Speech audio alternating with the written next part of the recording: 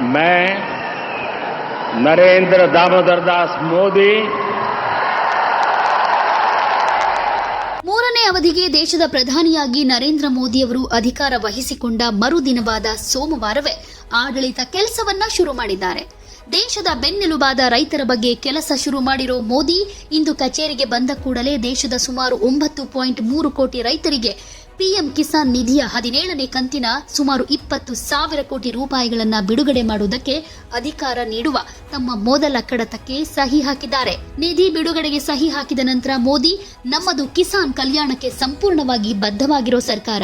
ಮುಂದಿನ ದಿನಗಳಲ್ಲಿ ನಾವು ರೈತರು ಮತ್ತು ಕೃಷಿ ಕ್ಷೇತ್ರಕ್ಕಾಗಿ ಇನ್ನಷ್ಟು ಕೆಲಸ ಮಾಡಬೇಕು ಅಂತ ಬಯಸ್ತೀವಿ ಅಂತ ಹೇಳಿದ್ದಾರೆ. ಈ ಸಲ ಚುನಾವಣೆಯಲ್ಲಿ ಕೆಲವು ಗ್ರಾಮೀಣ ಭಾಗಗಳಲ್ಲಿ ಬಿಜೆಪಿ ಹಿನ್ನಡೆ ಕಂಡಿದೆ.